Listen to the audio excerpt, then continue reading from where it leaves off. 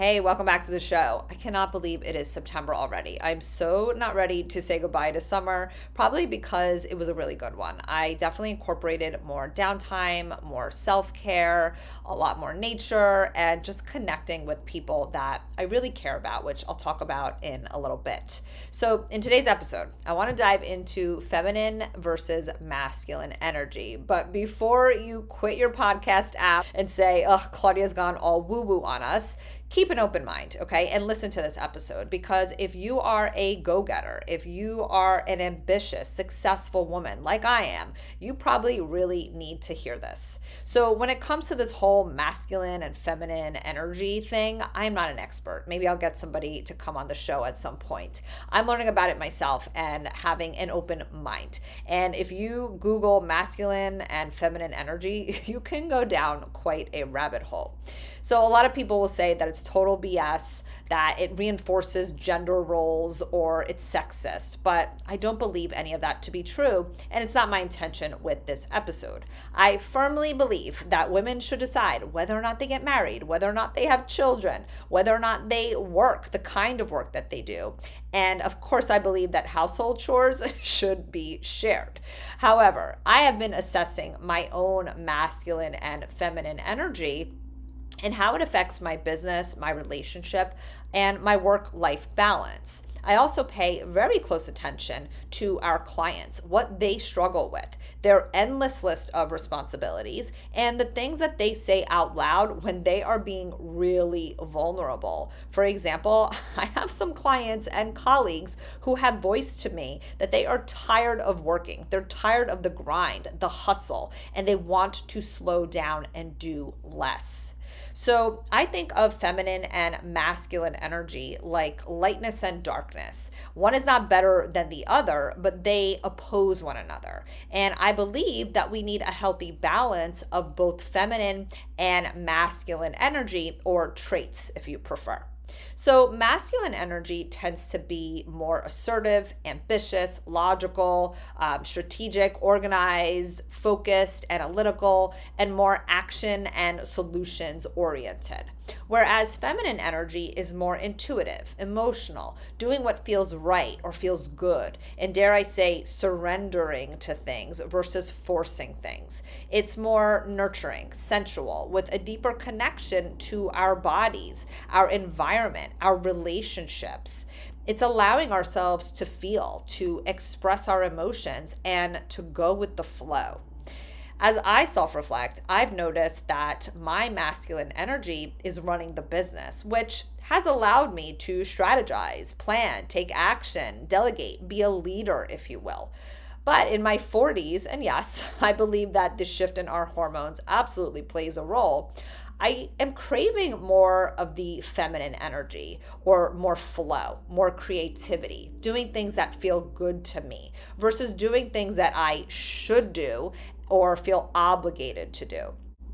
I've been coaching women for well over a decade, and many of them, of course, have hormone imbalances. And one of the biggest drivers of hormone imbalances is stress, be it physical and or emotional stress, which I've talked about on previous episodes. Oftentimes, the stress is from doing things that don't feel good to us, doing things out of obligation, forcing ourselves when we need to relax, overgiving, overdoing, overworking, people pleasing, when we really just want to say no. I was chatting with a client recently, and she told me that she was having a really bad day. There was a week during her cycle. She had like one really, really bad day. Her mood was really bad. She was irritable. She was just like, everything felt wrong, and everything that anybody was doing was annoying the hell out of me. But then she self-reflected, and she said, I realized that I agreed to go to an event when all I wanted to do was stay home and relax, and I didn't vocalize that. We often do things to please others, or again, doing things out of obligation And I do believe that can have a negative impact on our physical health, especially if you've been doing it over time, right? And many people are chronic people pleasers. And I think this is very true for a lot of women. We won't get into trauma or any of that. Maybe I'll save that for a future episode, but all of that plays a role, right? Our childhood, our belief system, how we value or undervalue ourselves, this constant need to please others, I really do believe can have a negative impact on our physical health. So when it comes to these opposing energies or traits, I believe that it's necessary to have both. But what I've noticed in myself and with clients is that there is an imbalance. We have sort of lost some of this feminine energy or softness and are often leading with this masculine energy. And I believe it's a big reason why we get to midlife and so many of us are freaking exhausted because we've been doing so much and working against our hormones.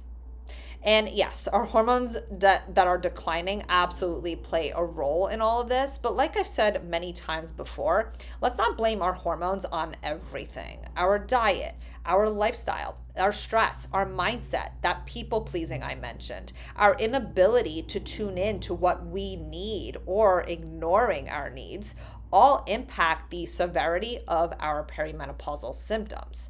Many of us have been doing for years, but it's not working for us anymore, right? That's why so many women land in my world.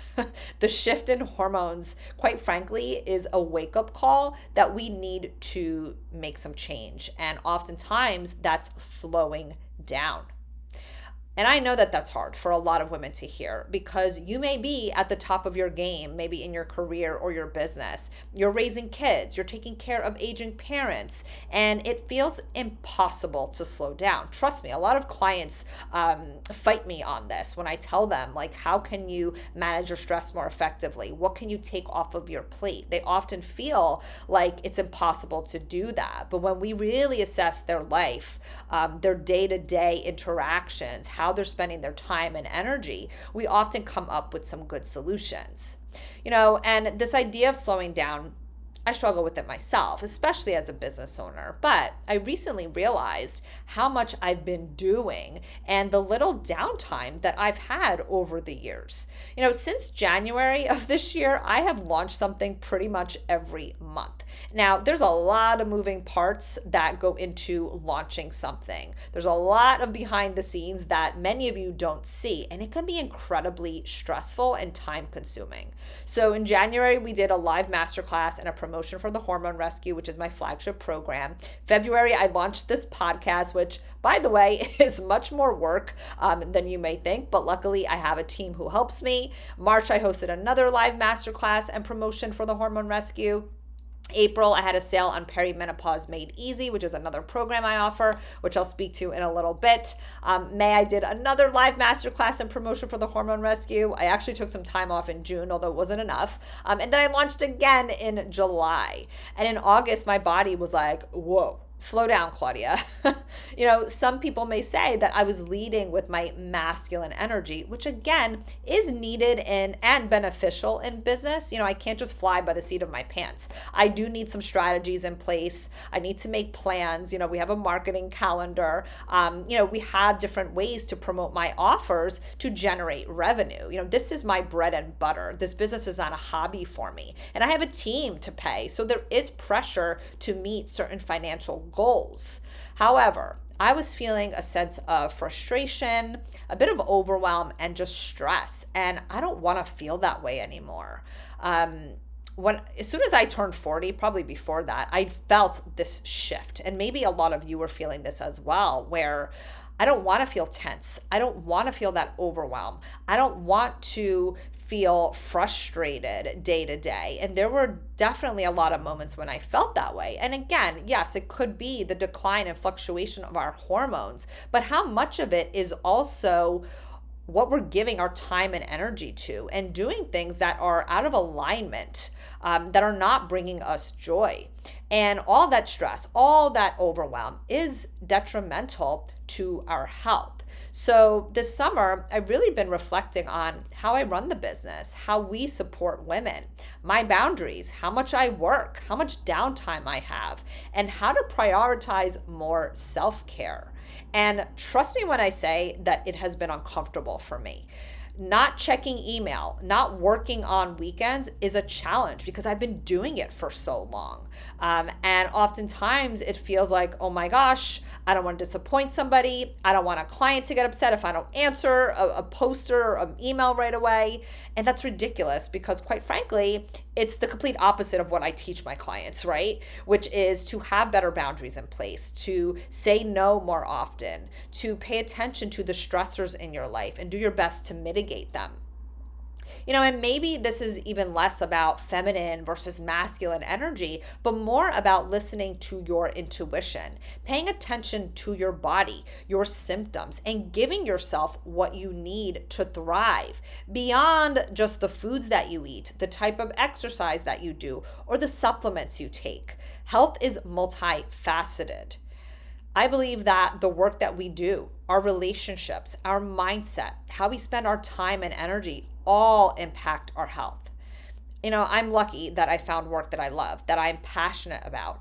But what I've noticed is my business is one part of my life, but for so long, it's been at the forefront. My health, my relationships, and my joy, they need to be at the forefront. And that's the shift that I have been making in this last year. But really most recently in over the summer, where I've really had some time to pause and self-reflect on what I want my future to look like. And maybe you're feeling the same. Can you look at your life right now and assess what's causing stress? Is it your job? Can you look for something else? Can you ask to work from home? Can you change your schedule? Can you create better boundaries with your boss or your colleagues? Or can you find more things outside of work that bring you joy and peace? I'm not here to tell you, oh, just quit your job or go start a business or whatever. If you could do that, wonderful, but most people can't. Financially, most people need 2 household incomes, right? So I'm not naive in thinking that everybody could just quit their job, but I also can acknowledge that for some women, especially in midlife, they've been working really hard, hustling, and they're working in toxic work environments that don't prioritize your health. So do you need to make a change? Only you can answer that, right? But I do think it's important to self-reflect and assess your life and what is it that is draining to you? What is making you unhappy or stressed every day? So besides slowing down and being more intentional with my time and making time for self-care, I've also been craving more creativity.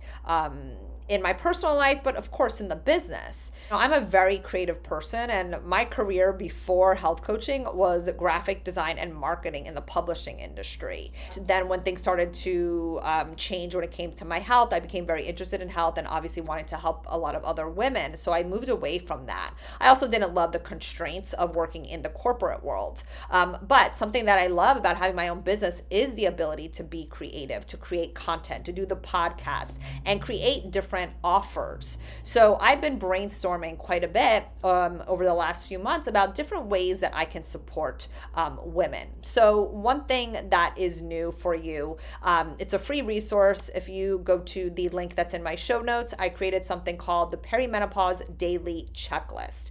These are 10 things that I do daily or as often as possible to improve my energy, my mood, and maintain a healthy weight. These are what I would call foundations of health, things that we all need in order to thrive. So go to the show notes and grab that and start implementing what you learn consistently. Another new offer that I created is the Perimenopause VIP Intensive. So this is an accelerated way to work with me one-on-one. It includes a personal health assessment, blood work review, a personalized plan, a 60-minute deep dive session, because I like to dive deep with women and really understand why they're struggling. And then we provide 4 weeks of messaging support. You're going to get a comprehensive blood work list that you can request from your provider. If you don't have a provider who is cooperative, you can of course purchase my panel, and you're going to get an HRT cheat sheet so that you can feel confident in advocating for yourself with your provider. And just know that I'm only opening a few spots in September. So if you're interested in learning more about this perimenopause VIP intensive, just send me an email at claudia@claudiapetrilli.com, and I will send you more details on that in regards to pricing and everything that's included.